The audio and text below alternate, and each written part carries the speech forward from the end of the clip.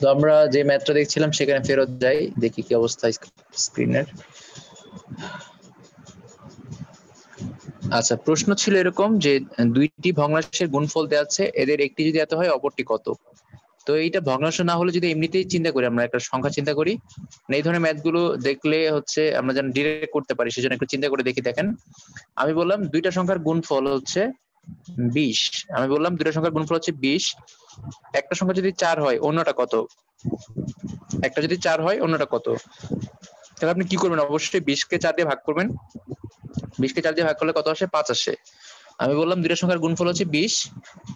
একটা যদি 4 হয় অন্যটা কত? তাহলে একটা যদি 4 হয়, 20 কে যদি আমি 4 দিয়ে ভাগ করি তাহলে আরেকটা আসবে 5। তো এরকম যদি দুইটা ভগ্নাংশ বলা থাকে তাহলে কিন্তু ঘটনা সেমই, ঘটনা কিন্তু সেমই। তো এখানে আমরা যে কাজটা করব সেটা হচ্ছে, যেমন এখানে বলেছে দুইটি ভগ্নাংশের গুণফল 15/28, একটা যদি 5/7 হয় তাহলে অপরটা কত। তার মানে এই 15/28 কে 5/7 দিয়ে ভাগ করতে হবে। আমরা কি লিখবো? 15 বাই হলো কত? 28, এটাকে ভাগ করবো কত দিয়ে? 5/7 দিয়ে। এখন আমি ভাগটা এইভাবে না করে আমি যদি অন্যভাবে করি, আমি যদি ভাগ না করে ডিরেক্ট গুণ করে দেই তাহলে কিন্তু হয়। যেমন আমি যদি এভাবে লিখি যে 15/28, আমি লিখলাম 15 বাই হলো 28, এখানে আমি হচ্ছে এটাকে ভাগ করবো কত দিয়ে? 5/7 দিয়ে। এখন ভাগ করা যে কথা, গুণ করা একই কথা। যদি আমি ভগ্নাংশকে উল্টে লিখি, অর্থাৎ আমি যদি 5/7 কে 7/5 লিখি তাহলে কিন্তু ডিরেক্ট ভাগের পরিবর্তে গুণ লেখা যায়। যেহেতু পরীক্ষার হলে আমার জায়গা কম থাকে, তো আমাকে কি করতে হবে? এরকম কিছু কাজ করতে হবে যেগুলো শর্টে। তো আমি হচ্ছে দুইটি ভগ্নাংশের গুণফল, একটা হচ্ছে 15/28 আর আরেকটা হচ্ছে 5/7। তো দুইটাকে যদি মাঝখানে ভাগ চিহ্ন দিতাম, তো ভাগ চিহ্ন দিলে আমরা এইভাবে লিখতাম 15/28 ভাগ হচ্ছে 5/7। তো এখন যদি আমি ডিরেক্ট গুণ করে দিই তাহলে 7টা উপরে চলে আসবে, 5 নিচে চলে আসবে। এখন আমরা কাটাকাটি করলে অ্যান্সার চলে আসবে। আমি যদি কাটাকাটি করি, এখানে আসবে 3 5 আর 15, আর এখানে আসবে 4 7 28। তাহলে অ্যান্সার হচ্ছে 3/4। তো আমরা এই ম্যাথ গুলো ডিরেক্ট এভাবে করে ফেলবো। এভাবে করলে হচ্ছে আমাদের সময়টা কম লাগবে, আর চিন্তা করতে হবে না, বাড়তি চিন্তা করতে হবে না। তো দুইটা গুণফল বললে আমরা কি করবো? একটা আরেকটা দিয়ে ভাগ করে ফেলবো, ভাগের পরিবর্তে গুণ চিহ্ন দিব। তারপর এই প্রশ্নটা, পরের প্রশ্ন সেম, মানে এটা একটু উপস্থাপনটা ভিন্ন। বলা হচ্ছে 20/21 এর মধ্যে 2/7 কতবার আছে? বলেছে 20/21 এর মধ্যে 2/7 কতবার আছে। এখন আমি যদি বলি যে 20 এর মধ্যে 2 কতবার আছে, 20 এর মধ্যে 2 কতবার আছে, মানে 2 4 6 8 10 11 12 13, সরি 2 4 2 4 6 8 10 12 14 16 18 20। মানে আমি যদি 20 কে 2 দিয়ে ভাগ করি তাহলে দেখা যাবে 20 এর মধ্যে 2 আছে হচ্ছে 10 বার, 10 দুগুণে 20। তো এখানে 20 এর মধ্যে 21 বলেছে, মানে 20/21 এর মধ্যে 2/7 কতবার আছে। তো আমার এখানে প্রশ্ন ছিল 20 এর মধ্যে 2 কতবার আছে। তো আমি কি করেছি? 20 কে 2 দিয়ে ভাগ করেছি। এখানে আমরা কি করব? একই ভাবে আমি 20 কে, এই যে 20/21 আছে, এটাকে আমি কি করব? এটাকে আমি হচ্ছে 2/7 দিয়ে ভাগ করব, করলে কতবার আছে বের করা যাবে। তো আমি আগের মতো করে আমি ভাগ না করে ডিরেক্ট গুণ করে দিব। যদি গুণ করে দেই তাহলে হচ্ছে ভগ্নাংশটা উল্টে যাবে, 2/7 হয়ে যাবে 7/2। 7/2 হলে তারপর হচ্ছে কাটাকাটি করলে অ্যান্সার চলে আসবে। এখানে কাটলে আসে হচ্ছে 3 7 21, আর উপরে কাটলে হয় হচ্ছে 10 দুগুণে 20। এখন অ্যান্সার আসে 10/3। আপনি চাইলে 10/3 ও লিখতে পারেন, আবার এটাকে সমস্ত করে লিখতে পারেন। অ্যান্সার 10/3 হইতে পারে, আবার আপনি লিখতে পারেন 3 সমস্ত 3/1, এভাবে লিখতে পারেন। তো এটা হচ্ছে আপনার, আমরা এতক্ষণ পর্যন্ত যা যা দেখলাম সবগুলো ম্যাথ হচ্ছে আপনার এই বেসিক দিয়ে এবং খুঁটিনাটি ম্যাথ। এগুলো হচ্ছে আপনার বেশ করে মেন্টাল এবিলিটি হিসেবে আসে এই ম্যাথগুলো। এরপরে ভগ্নাংশের যে ম্যাথগুলো আছে সেটা হচ্ছে লব হরের ম্যাথ। তো আমরা জানি যে ভগ্নাংশের উপর অংশটা হচ্ছে লব আর নিচের অংশটা হচ্ছে হর। তো এখানে যে ম্যাথগুলো আসে সেগুলো হচ্ছে একবারে, মানে আপনাকে বলবে লব লব থেকে এত বাদ দিলে, হর থেকে এত বাদ দিলে কি হবে না হবে, এই ধরনের প্রশ্ন। তো আমরা হচ্ছে লব হরের ম্যাথগুলো একটু দেখি। এখানে যেমন হচ্ছে 8 নাম্বারটা আমরা দেখতে পাচ্ছি। 8 নাম্বারে বলা হয়েছে যে একটি ভগ্নাংশের লব, আচ্ছা বলা হয়েছে একটি ভগ্নাংশের লব ও হর উভয় থেকে 1 বিয়োগ করলে ভগ্নাংশের 2/3 হয়। লব ও হর থেকে যদি আমরা 1 বিয়োগ করি, এখন ভগ্নাংশের লব কত হর কত সেটা তো আমি জানি না। মানে প্রথমে আমাকে জানতে হবে লব আর হর কত। তো আমাকে কি করতে হবে? ধরে নিতে হবে। আমি যদি ধরি লব হচ্ছে x, হর হলো y, তাহলে ভগ্নাংশটা কিরকম দাঁড়ায়? ভগ্নাংশটা হচ্ছে x/y দাঁড়ায়। বলেছে একটি ভগ্নাংশের লব ও হর উভয় থেকে 1 বিয়োগ করলে। তো আমরা প্রথমে বের করবো ভগ্নাংশটা কত, কারণ আমার প্রশ্নে চাওয়া হচ্ছে ভগ্নাংশটা কত। ভগ্নাংশটা কত বের করার পরে তারপর আমরা কি করব? কন্ডিশনগুলো অ্যাপ্লাই করব। তো আমার অ্যান্সার তাহলে আলটিমেটলি কি বের করতে হবে? x/y বের করতে হবে।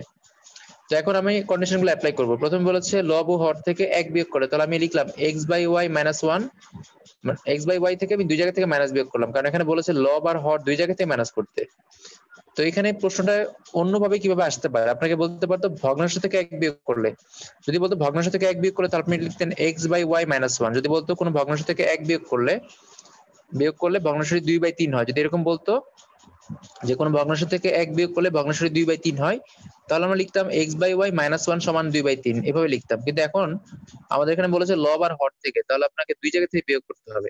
আমরা কি করলাম, x/y থেকে দুই জায়গা থেকে -1 করলাম, করলে আসে 2/3। এটা হচ্ছে একটা কন্ডিশন, মানে একটা শর্ত।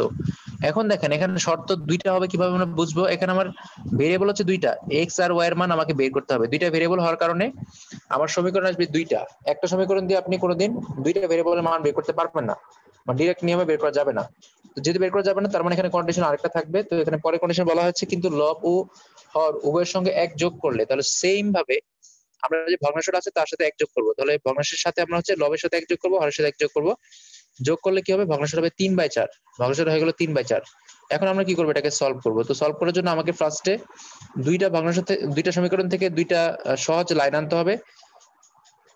দুইটা সহজ লাইন আনার পরে তারপর হচ্ছে দুইটার মধ্যে যোগ বিয়োগ করে যেভাবে পারি আমি হচ্ছে অ্যান্সার বের করবো। তো আপনারা প্রতিস্থাপন, অপনয়ন যে কোনো নিয়মেই বের করতে পারেন। প্রথম কাজ হচ্ছে এটা আমরা আর গুণন করবো, 3x - 3 সমান হচ্ছে 2y - 2। তো এখান থেকে আমরা পাচ্ছি হচ্ছে 3x - 2y সমান 1, এটা হচ্ছে একটা সমীকরণ। আবার এখানে যদি আর গুণন করি, তাহলে 4x + 1 সমান হচ্ছে 3y + 3। এখান থেকে আমরা পাচ্ছি 4x - 3y সমান -1। এখন দেখেন আমরা তো সমীকরণটা পেলাম। এখন আমার কাজ হচ্ছে সমীকরণের x এর মান হচ্ছে বের করা, y এর মান বের করা।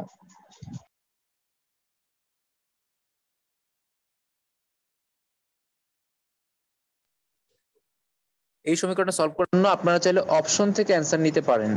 এটা হচ্ছে একটা সহজ উপায়। অপশন থেকে যদি আপনি অ্যান্সার নেন, যেহেতু আমাকে বলেছে ভগ্নাংশটা হচ্ছে x/y বের করতে, তাহলে এখানে যে আমার অপশনগুলো আছে, এখানে x এর মান হচ্ছে ধরেন 5, y এর মান হচ্ছে 7, ঠিক আছে? আবার x এর মান হচ্ছে এখানে 7, y এর মান হচ্ছে 9, x এর মান হচ্ছে 3, y এর মান হচ্ছে 4, x এর মান হচ্ছে 4, y এর মান হচ্ছে 5। এগুলো হচ্ছে উপরেটা হচ্ছে x এর মান, নিচের হচ্ছে y এর মান। এখন আপনি যদি হচ্ছে x আর y এর মান ধরে নেন অপশন থেকে, x আর y এর মান ধরে নিয়ে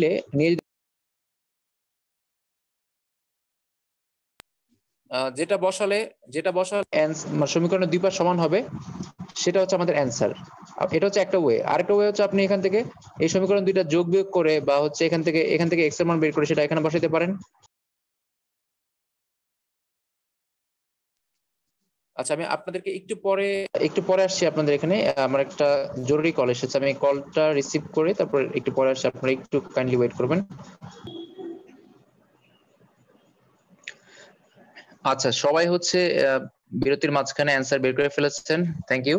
তো এখন আপনারা এখানে যেটা বলছিলাম, যে আপনি যদি হচ্ছে অপশন টেস্ট দিয়ে করেন, মানে আপনি যদি অপশন থেকে যদি খুব তাড়াতাড়ি করতে চান, তাহলে আর কি, কারণ সমীকরণ আপনার বের হলো, তারপর এটা সলভ করতে তো অনেক টাইম লাগবে। তো এটা যদি আপনি একটু বুদ্ধি খাটিয়ে যদি এখান থেকে আপনার যদি মানে পিক করেন, আপনি ধরেন এটা পিক করলেন, তারপর মাঝখান থেকে এটা পিক করলেন, আপনার যেটা মনে হয় যে এরকম হলে অ্যান্সারটা মিলতে পারে, সেরকম একটা বসে আপনি অ্যান্সারটা ধরতে পারেন। যেমন এখানে এক্স এর মান যদি 5 হয়, আমি অপশন টেস্ট দিয়ে বলছি, এক্স এর মান 5 হলে 3 5 15, এখানে আসবে 15।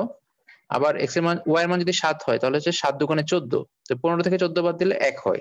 তার মানে আমার সমীকরণ এটা ঠিক আছে। আমি পরেরটা একটু চেক করে দেখি সতর্কতার জন্য। তো আমি হচ্ছে এখানে এক্স এর মান 5 যদি বসাই, তাহলে 4 5 20। আর যদি ওয়াই এর মান 7 বসাই, তাহলে 3 7 21। 20 থেকে 21 বাদ দিলে -1 হয়। তাহলে আমার অ্যান্সার হচ্ছে ক। আমি যখন দেখবো তখন দেখা যাবে যে আমার ক নাম্বার, এখানে অপশন এরকম থাকলে ক নাম্বারে আমার অ্যান্সার বের হয়ে আসবে। দুর্ভাগ্য হলে আমাকে 3টাই টেস্ট করা রাখতে পারে অপশন। তো এই অপশন টেস্ট গুলো খুবই কার্যকরী। যে কোনো সমীকরণের ক্ষেত্রে আপনারা হচ্ছে এগুলো করতে পারেন, অ্যাপ্লাই করতে পারেন। এই লব হরের ম্যাথ আরো আছে। আপনার লব হরের ম্যাথ গুলো হচ্ছে সব একই রকম নিয়ম। যেমন পরের প্রশ্ন আপনি একটু পড়ে দেখেন পারা যাবে কিনা। বলা হচ্ছে একটি ভগ্নাংশের লব ও হরের সমষ্টি 11। আমি যখন আপনাদের শীটটা দিব, তখন আপনারা হচ্ছে এই ম্যাথ গুলো করে ফেলবেন। সমস্যা হলে অবশ্যই জানাবেন আমাকে। এখানে বলা হচ্ছে একটি ভগ্নাংশের লব ও হরের সমষ্টি 11। তাহলে লব আর হরের সমষ্টি দেওয়া আছে এখানে। আপনি যদি ধরেন যে লব হলো এক্স, তাহলে হর কি হবে? হর হবে দুইটা মিলে হচ্ছে মানে 11 হবে। তাহলে আপনি হর বলতে পারেন 11 - x। আপনি যদি এভাবে ধরেন, এটা ধরতে পারেন। আবার আপনি এভাবে ধরতে পারেন যে কোন একটা ভগ্নাংশ হচ্ছে x/y। প্রথমে কি বললাম, যে একটা ভগ্নাংশ হচ্ছে লব হচ্ছে x, তাহলে হর হবে 11 মাইনাস এক্স, কারণ বলেছে দুইটা মিলে 11 হবে, তাহলে একটা যদি এক্স হয় তাহলে আরেকটা হবে 11 মাইনাস এক্স, এটা হচ্ছে একটা উপায়। আবার আপনি যদি হচ্ছে এক্স বাই ওয়াই, এখন আমরা যেভাবে করলাম এভাবে যদি করতে চান তাও করা যাবে। আমি ধরলাম একটা ভগ্নাংশ হচ্ছে এক্স বাই ওয়াই, প্রথমে বলেছে ভগ্নাংশের লব ও হরের সমষ্টি, তাহলে লব হচ্ছে এক্স, হর হচ্ছে ওয়াই, তাহলে আমি লিখতে পারি এক্স প্লাস ওয়াই সমান হচ্ছে 11, এটা হচ্ছে একটা সমীকরণ আসলো, এক্স প্লাস ওয়াই সমান হচ্ছে 11। তো এই সমীকরণ থেকে আমি এক্স এর মান বের করতে পারি বা ওয়াই এর মান বের করতে পারি, বের করে আমি রেখে দিতে পারি পরের সমীকরণের জন্য। এখন এরপরে বলেছে কি যে হচ্ছে লব থেকে 2 বিয়োগ এবং হরের সাথে 3 যোগ করলে ভগ্নাংশের মান হয় 1/2।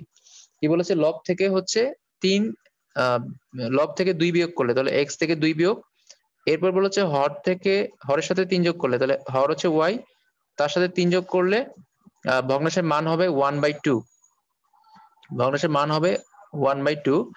তো এখানে যদি আমি এটা বসাই তাহলে এখান থেকে একটা সমীকরণ আসবে, এখান থেকে একটা সমীকরণ আসবে। তো সমীকরণ আসলে দুইটা সমীকরণ সলভ করে আমি বের করতে পারি, আবার হচ্ছে অপশন থেকে নিয়েও বের করতে পারি। তো আমরা এই যে ম্যাথগুলো আছে এই ম্যাথগুলো বের করার আরেকটা উপায় হচ্ছে আমি যদি কোনো সমীকরণ নাও ধরি তাও অঙ্কগুলো করা যাবে। দেখেন কিভাবে, আমি যদি 9 নম্বর ম্যাথটা দিয়ে যদি দেখি, আমি একসাথে করি অ্যান্সারটার সাথে। আচ্ছা এখানে দেখেন আমি 9 নম্বরটা এই পাশে নিয়ে আসলাম, ডান পাশে। বলা হয়েছে একটি ভগ্নাংশের লব ও হরের সমষ্টি 11, লব থেকে 2 বিয়োগ এবং হরের সাথে 3 যোগ করলে ভগ্নাংশের মান 1/2 হবে। এখন অপশন থেকে আপনি যে কোনো একটা ভগ্নাংশ নিলেন, ধরেন আমি 4/7 নিলাম। যদি আমি 4/7 নেই, বলেছে লব আর হরের সমষ্টি 11, তাহলে এখানে 4 আর 7 যোগ করলে 11 হয়, সবগুলো দেখেন 4 আর 7 যোগ করলে সবগুলোর হচ্ছে লব হর যোগ করলে 11 হয়, তার মানে প্রথম শর্তটা সবগুলোর জন্যই। এখন বলেছে লব থেকে 2 বিয়োগ করলে, আমি যদি 4 থেকে 2 বিয়োগ করি তাহলে 2 হয়, আর হরের সাথে 3 যোগ করলে ভগ্নাংশের মান হয় 1/2, তাহলে হরের সাথে 3 যোগ করা মানে সাথে সাথে 3 যোগ করলে হয় 10, উপর হয় 2, তো 2/10 হয়। তো এখানে 1/2 আসে না। আবার এখানে দেখেন আছে 5/6, তো এখন বলেছে লব থেকে 2 বিয়োগ করলে, আপনি যদি 5 থেকে 2 বিয়োগ করেন তাহলে উপরে 3 হয়, আর 6 সাথে 3 যোগ করলে নিচে হচ্ছে 9 হয়, তাহলে উপর হয় 3 নিচে হয় 9, তার মানে আসে 1/3, তাহলে এটাও না।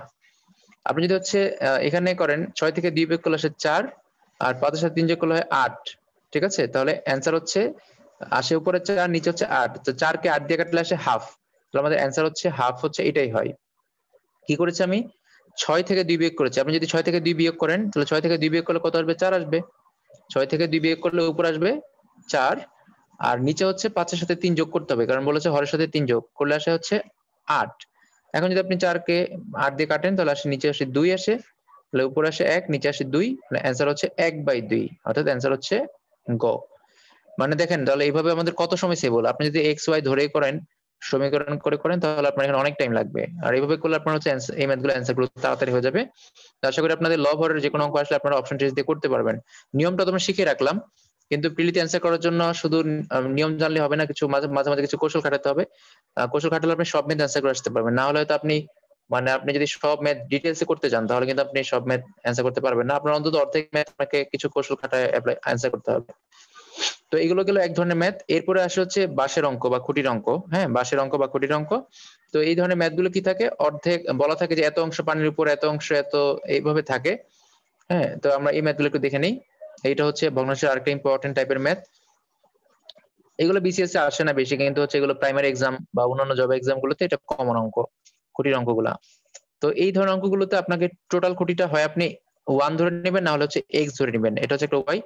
টোটালটাকে আপনি এক্স ধরতে পারেন অথবা 1 ধরতে পারেন। তো দেখেন বলা হয়েছে একটি খুঁটির অর্ধাংশ মাটির নিচে, মানে অর্ধেক, হাফ হচ্ছে মাটির নিচে আছে, 1/3 পানির মধ্যে আছে, মানে 3/1 পানির মধ্যে আছে, ও হচ্ছে 12 ফুট পানির উপর আছে। এখন সমস্যা হচ্ছে এইখানে দেওয়া আছে ফুট, আর এইখানে বলা আছে অংশ 1/3, মানে সবটার 1/3, এটা একটা সমস্যা। কিন্তু এখানে বলা আছে ডিরেক্ট মান ফুট, আর এখানে বলা আছে অংশ, তাহলে ফুট আর অংশ কোনোদিন যোগ করা যাবে না, দুইটাকে আপনার হচ্ছে ফুট বানাইতে হবে, নাহলে দুইটাকে অংশ বানাইতে হবে। তো 12 ফুটকে তো আপনি অংশ বানাইতে পারবেন না, তবে আপনি এই অংশটাকে আপনি কি করতে পারেন, মানে সহজে আপনি 12 ফুটকে সহজে অংশ বানাইতে পারবেন না, কিন্তু এই যে 1/3 এটাকে আপনি ফুট বানিয়ে নিতে পারেন। আপনি যদি ধরে নেন, যদি আমি এক্স ধরে করি তাহলে আপনি যদি ধরে নেন সবটা দৈর্ঘ্য এক্স, আপনি যদি ধরে নেন সবটা দৈর্ঘ্য হচ্ছে এক্স, এক্স ধরে নিলে বলেছে খুঁটির অর্ধাংশ মাটির নিচে, মানে এক্স এর হাফ অংশ মাটির নিচে। এক্স এর হাফ অংশ মানে কি x/2। তো আমাকে আর আমি একবার দেখে নিলাম, এরপর থেকে আমি আর কখনোই কি লিখবো না, এক্স ইন্টু হাফ লিখবো না, আমি ডিরেক্ট লিখবো x/2। এক্স এর অর্ধাংশ মানে হচ্ছে x/2। এটা হচ্ছে মাটির নিচে। এরপর বলা হচ্ছে 1/3 পানির মধ্যে, তাহলে এক্স এর 1/3 মানে x/3 এটা হচ্ছে পানির মধ্যে, আর 12 ফুট হচ্ছে পানির উপরে। মানে এই সবটা, কিছু অংশ হচ্ছে পানির উপরে, কিছু অংশ হচ্ছে পানির নিচে, আর এই সব মিলে হচ্ছে, আর কিছু হচ্ছে মাটির নিচে, সব মিলে হচ্ছে কত হয়, সব মিলে হচ্ছে হবে এক্স। আপনি সবটা ধরেছেন, আপনি ধরেছেন খুঁটির সবটা দৈর্ঘ্য হচ্ছে এক্স, এক্স এর একটা অংশ হচ্ছে মাটির মধ্যে, একটা অংশ হচ্ছে পানির মধ্যে, তা আমরা ধরেছি সবটা হচ্ছে এক্স ফুট। এখন এক্স এর হাফ অংশ করা মানে হচ্ছে হয়ে গেল এত ফুট, কারণ আমি বলেছি এক্স ফুটের এত অংশ, এক্স ফুটের হাফ অংশ, এক্স ফুটের হাফ অংশ কি হবে, x/2 ফুট, এক্স ফুটের 1/3 অংশ মানে কি x/3 ফুট, তাহলে এখানে x/2 foot, x/3 foot plus 12 foot, এই সবটা মিলে হবে এক্স। কারণ আমরা বলেছি সবটা দৈর্ঘ্য হচ্ছে এক্স, সবটাকে আমরা 3 ভাগে ভাগ করেছি, একটা হচ্ছে মাটির নিচে, একটা হচ্ছে পানির মধ্যে, আরেকটা হচ্ছে পানির উপরে। তো আমরা যদি এই সমীকরণকে সলভ করি তাহলে আপনি অ্যান্সার পেয়ে যাবেন। এখন এটা সলভ করার সহজ উপায় হচ্ছে আপনি এক্স এর মান অপশন থেকে নিতে পারেন, এই সমীকরণে অপশন থেকে বসাতে পারেন, তাহলে হয় কিভাবে দেখেন। আমি যদি অপশন থেকে যে কোনো একটা মান নিই, ধরেন আমি প্রথমটাই নিলাম 72, আপনি এখানে বসান 72কে 2 দিয়ে ভাগ করলে, আপনি এখানে এক্স এর জায়গায় আপনি 72 ধরেন, 72কে 2 দিয়ে ভাগ করলে 36 হয়, 72কে 3 দিয়ে ভাগ করলে 24 হয়, 3×24 72, 24, 36 আর 24 কত 60, তার সাথে 12 যোগ করলে দেখেন এক্স এর মান কত আসছে, 72 আসছে। তার মানে অ্যান্সার হচ্ছে আমার এটাই। আমি এটা বসালেই সমীকরণটা দুই পাশে সমান হয়ে যায়। এক্স এর মান 72 ধরলে এখানে 72 আসে, আবার সমীকরণের ডান পাশে 72 আসে, এটা হচ্ছে একটা উপায়। আরেকটা উপায় হচ্ছে আপনি যদি অপশন থেকে এক্স না ধরে যদি ডিরেক্ট করতে চান, তো এখানে বলেছে খুঁটির দৈর্ঘ্য কত, তো খুঁটির দৈর্ঘ্য যদি আপনি 72 ধরেন, তো 72 মধ্যে 12 ফুট চলে গেল, খেয়াল করে দেখেন 12 ফুট চলে গেল, আর বাকিটা হচ্ছে এখানে আছে এই দুই জায়গায়। আপনি যদি 72 এর অর্ধেক ধরেন, তাহলে 72 অর্ধেক কত, 72 অর্ধেক হচ্ছে 36, বলেছে খুঁটির অর্ধেক হচ্ছে মাটির নিচে, 72 অর্ধেক হচ্ছে 36, 72 এর 1/3, 3/1 হচ্ছে মানে পানির মধ্যে, তাহলে 72 এর 3/1 কত, 24, 3×24 72, 24, আর 12 ফুট হচ্ছে পানির উপরে। তো 72কে আমি 3টা ভাগে ভাগ করলাম, ভাগ করে এই দেখেন আসবে কত, এই 36 আর 24 মানে 72 আসে, অর্থাৎ এইটা হচ্ছে আমাদের অ্যান্সার। আপনি যদি হচ্ছে এখানে যদি মানে আমি যদি হচ্ছে এখানে 72কে ভেঙে নেই তাহলে হচ্ছে আমার অ্যান্সারটা আসে। তবে এই ধরনের ম্যাথ গুলো আপনি হচ্ছে যেহেতু এক্স ধরে করতে পারেন, আপনি হচ্ছে সমীকরণটা বের করে, তারপর হচ্ছে আপনার সমীকরণের মধ্যে এক্স এর মধ্যে মান বসিয়ে দিতে পারেন, অথবা যেহেতু এখানে একটাই সমীকরণ, দুইটা সমীকরণ না, আপনি চাইলে এই সমীকরণ থেকে ডিরেক্ট এক্স এর মান বের করে নিতে পারেন। তো এই যে খুঁটির অংশগুলো বা খুঁটির অঙ্ক বা বাঁশের অঙ্কগুলো সবগুলো একই রকম। যেমন পরের অঙ্কটা আছে দেখেন, বলা হচ্ছে একটি বাঁশের 4/1 লাল, 2/1 কালো, আর অবশিষ্ট অংশ সাদা, সাদা অংশটি কত। তো এই অঙ্কের জন্য আপনাকে কিন্তু এক্স ধরতে হবে না, আপনি এক্স না ধরে ওয়ান ধরেই করতে পারেন। কেন? কারণ এখানে তো মানে বলা নাই যে এত ফুট বা এত এত মিটার, কোনো মান দেওয়া নাই। তো আপনার যদি একটি বাঁশের এত অংশ লাল হয়, এত অংশ যদি কালো হয়, তাহলে বাকি অংশটা সাদা।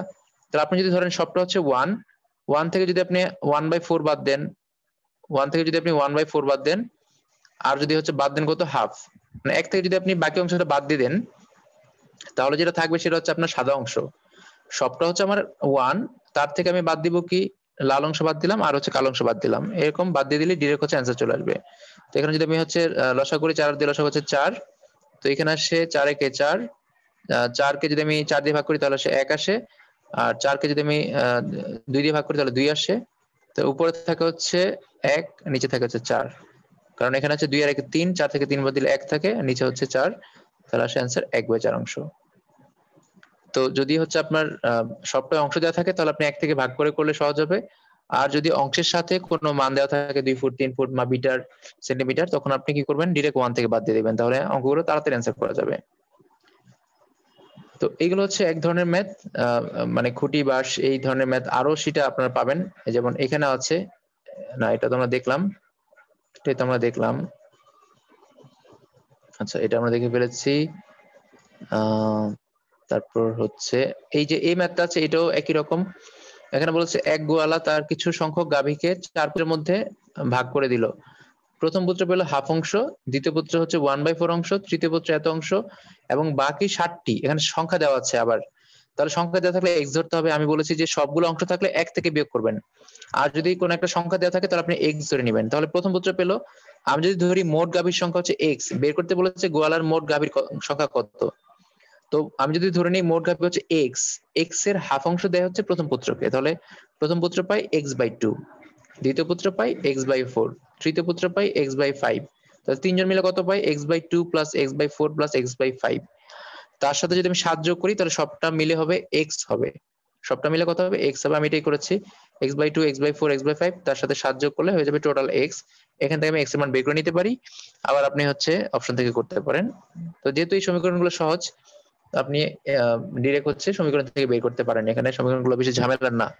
আপনারা শীটটা পেয়ে যাবেন, তো শীটের মধ্যে হচ্ছে আপনার অঙ্কগুলো থাকবে, আমি এই শীটে হুবহু আপনাদের পাঠিয়ে দিব, সলভ করা আছে যে ম্যাথগুলো। আচ্ছা, তারপরে হচ্ছে আমরা যে টাইপের ম্যাথ দেখলাম এটা তো দেখলামই। তারপর হচ্ছে এগুলো সহজ আছে, এগুলো আপনার নরমাল ম্যাথ। বলেছে এক ব্যক্তি মাসিক বেতনের এত অংশ মহার্ঘ ভাতা পান, তার মাসিক আয় 1600 টাকা হলে তার মহার্ঘ ভাতা কত?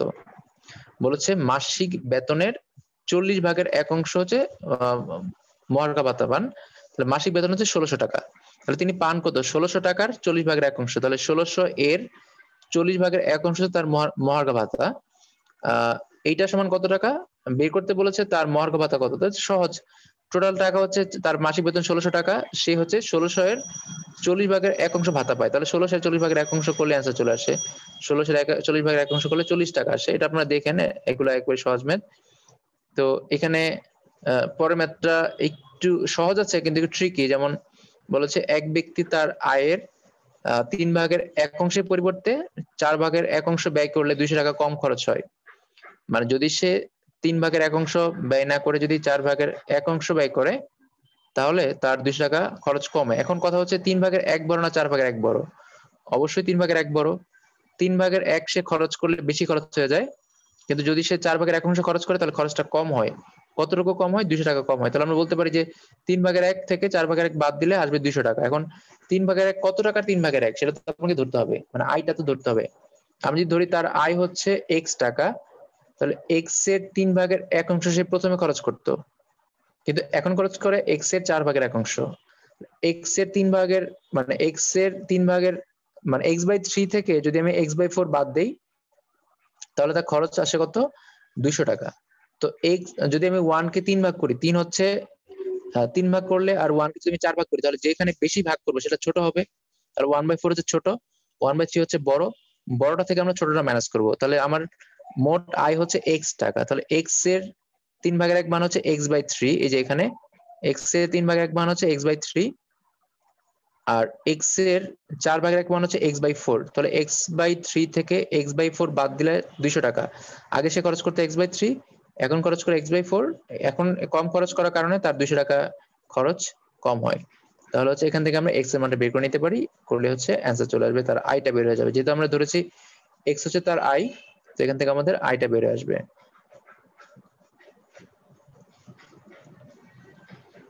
আচ্ছা, তারপরে হচ্ছে এই ভগ্নাংশের লব হর, এগুলো আমরা দেখেছি, এগুলো দেখেছি। আমরা এখন দেখি আর কোন নিয়মটা বাকি আছে, আমি একটু এটাকে জুম আউট করে নিই।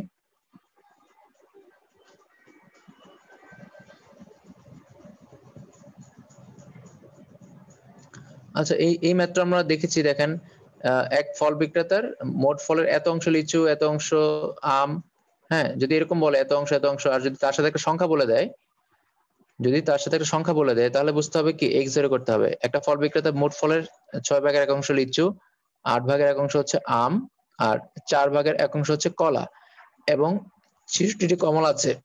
তাহলে আমরা যদি মোট x ধরে নিই, x/6, x/8, x/4 প্লাস 66 সমান হচ্ছে x, মানে মোট x, তাহলে সবগুলো যোগ করলে x হবে। এটা আমরা দেখেছি।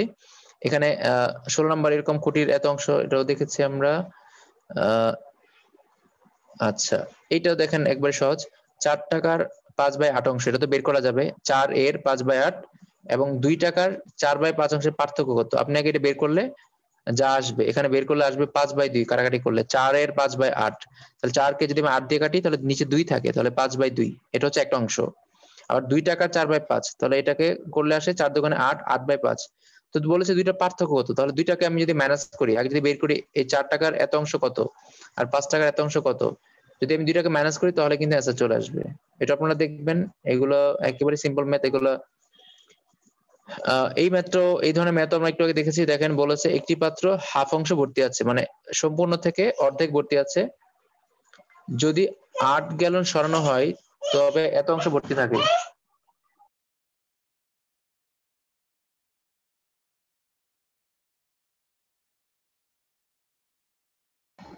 তাহলে দেখেন একটা পাত্র হাফ অংশ ভর্তি আছে, তাহলে টোটাল যদি আমি ধরে নেই যে পাত্রের মধ্যে কতটুকু পানি আছে, তো তার হচ্ছে হাফ অংশ ভর্তি আছে। যদি 8 গ্যালন সরানো হয় তবে এত অংশ ভর্তি থাকে। তাহলে আমরা ধরি প্রথমে পাত্রটাতে কতটুকু পানি ছিল, আমরা ধরলাম পাত্রের মধ্যে পানি ছিল x গ্যালন, x এর হাফ অংশ ভর্তি আছে। তাহলে x এর হাফ অংশ হচ্ছে ভর্তি আছে, মানে কি x/2 হচ্ছে ভর্তি আছে, পানি আছে এর মধ্যে। এখন যেটা ভর্তি আছে বলেছে যদি তার থেকে 8 গ্যালন সরানো হয়, পাত্রের মধ্যে পানি আছে অর্ধেক x/2, তার থেকে যদি 8 গ্যালন সরানো হয়, তার মানে x/2 থেকে যদি আমি 8 মাইনাস করি তাহলে কি বলেছে 3/10 অংশ ভর্তি থাকবে। অঙ্কটা ইম্পর্টেন্ট আছে, একটু ভালো করে দেখেন। আমরা প্রথমে দেখলাম যে পাত্রের মধ্যে পানি আছে x/2, তার থেকে যদি আমি 8 মাইনাস করি তাহলে বলেছে 3/10 অংশ ভর্তি থাকে। তাহলে x/2 মাইনাস 8 করলে আসে 3/10 অংশ। কার 3/10 অংশ? x এর 3/10 অংশ, x এর 3/10 অংশ। তো x/2 থেকে যদি আমি 8 মাইনাস করি তাহলে আসে x এর 3/10 অংশ। এখন এখান থেকে আপনি x এর মানটা বের করে নেবেন। তো এখন আপনি যদি এখানে 3/10 লিখতেন, ধরেন শুধু যদি 3/10 লিখতেন, x না লিখতেন, তাহলে কিন্তু দুই পাশে ব্যালেন্স হইতো না। আমরা পরীক্ষায় যে ভুলটা করি, আমি গতকালই একজন আমাকে জীবন বীমা না কিসের জন্য একটা পরীক্ষা হলো কয়েকদিন আগে, ওখানে একটা ম্যাথ আসছিল রিটেনের, উনি হচ্ছে এরকম অংশের ম্যাথ ভুল করে দিয়ে আসছেন, আমাকে প্রশ্ন দেখাচ্ছেন গতকাল রাতেই এরকম টাইমে ওনার সাথে আমি বসে কথা বলছিলাম। তো উনি এরকম অংশের ম্যাথ ভুল করে দিয়ে আসছেন। তো ভালো করে খেয়াল করতে হবে সব সময় সমীকরণের ক্ষেত্রে, আপনি যদি বাম পাশে অংশ নেন ডান পাশে অংশ নিতে হবে। বাম পাশে যদি কোনো সংখ্যা নেন বা পরিমাণ নেন ডান পাশে পরিমাণ নিতে হবে। বাম পাশে যদি এত টি হয় ডান পাশে এত টি হইতে হবে। তো এখানে আমরা বাম পাশে কি করেছি দেখেন, আমরা বাম পাশে করেছি হচ্ছে টোটাল আমরা ধরেছি এক্স গ্যালন পানি, মানে এক্স গ্যালন পানি, এক্স গ্যালন মানে এক্সটা গ্যালন পানি আছে। তো এক্সটা গ্যালনের অর্ধেক হচ্ছে আমার পানি আছে, অর্ধেক গ্যালন। যদি আমার এক্স এর মান 10 গ্যালন হয় তাহলে, বা 20 গ্যালন হয়, 20 এর অর্ধেক হচ্ছে 2, মানে 2 দিয়ে ভাগ করলে হয় 10 গ্যালন।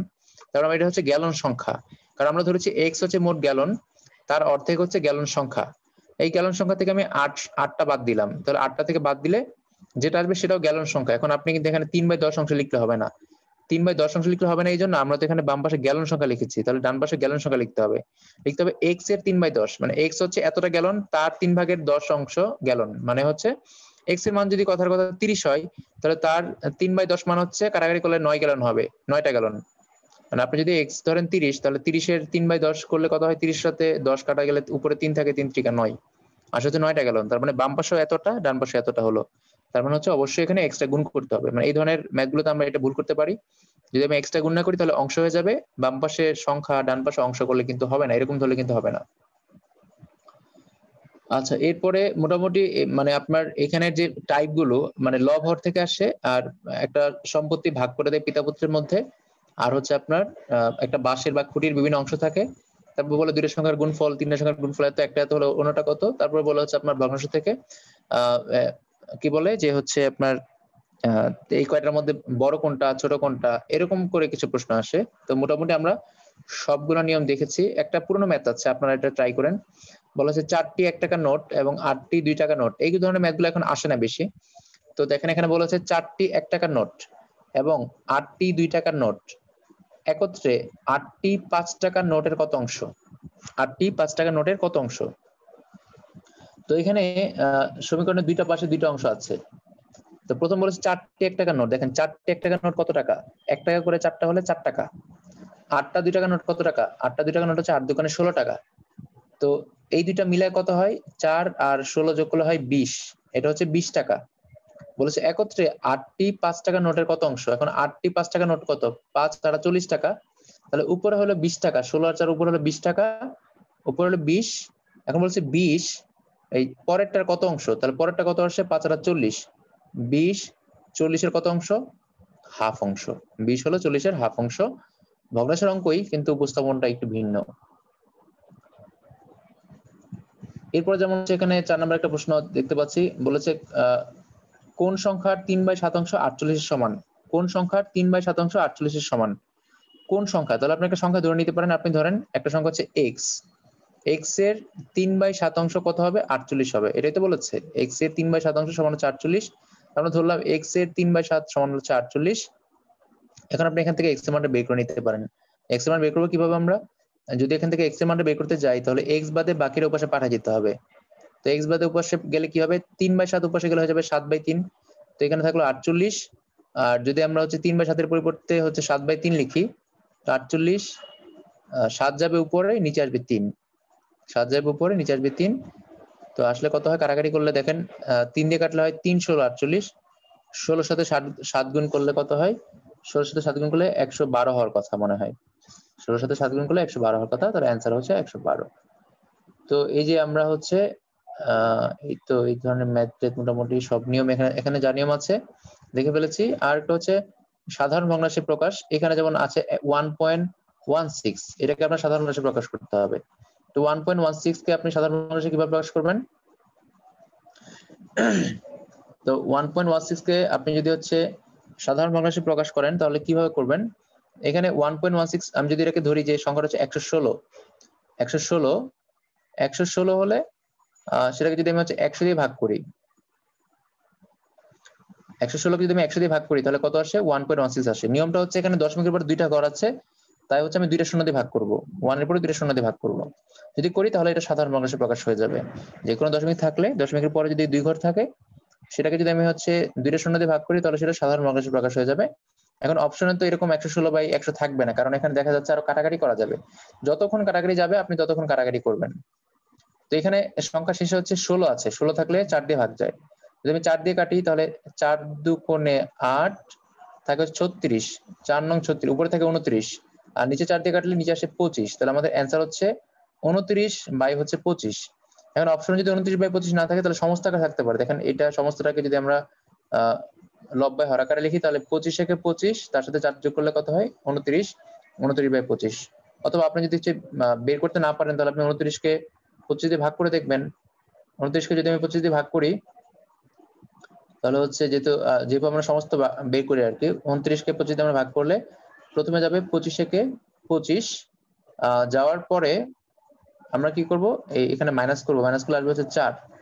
তো নিয়ম হচ্ছে আমি যেটা দিয়ে ভাগ করব, আমি এখানে ভাগ করলাম 25 দিয়ে, 25টা যাবে হচ্ছে নিচে, 25টা যাবে হলো নিচে, আর ভাগশেষ যেটা থাকবে সেটা হচ্ছে থাকবে উপরে।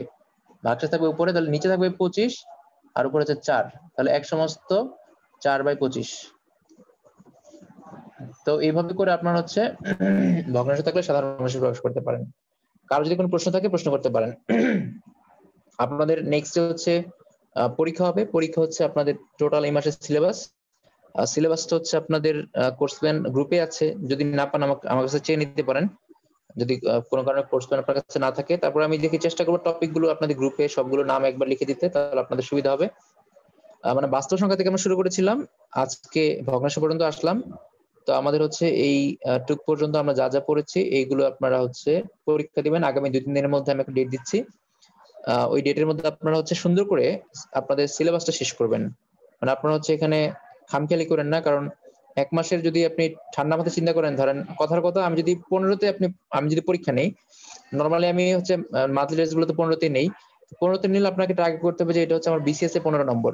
তাহলে বিসিএস এ 15 নম্বর আমার টার্গেট কত? যদি আমার টার্গেট থাকে হচ্ছে 12, টার্গেট থাকে 13, টার্গেট থাকে 14 বা 15 টার্গেট থাকে, তাহলে আপনাকে ওই টার্গেট নিয়ে এই পরীক্ষার জন্য প্রিপারেশন নিতে হবে। ওই টার্গেট নিয়ে প্রিপারেশন নিলে আশা করি আপনাদের মানে আগে থেকেই বিসিএস এর যে একটা প্রস্তুতি বা জবের যে একটা প্রস্তুতি সেটা হচ্ছে আপনার সম্পন্ন হয়ে যাবে। তো আপনারা যেটা করবেন সেটা হচ্ছে অবশ্যই নেক্সট দিন আমি আপনাদের পরীক্ষার ডেটটা দিয়ে দিব এবং সিলেবাসটা জানিয়ে দিব। আপনারা অবশ্যই ভালো করে পরীক্ষাটা শেষ করে ফেলবেন, পরীক্ষার জন্য প্রস্তুতি শেষ করবেন। তো সবাই ভালো থাকবেন, সুস্থ থাকবেন। আজকে আমরা এখানেই রাখছি। আল্লাহ হাফেজ।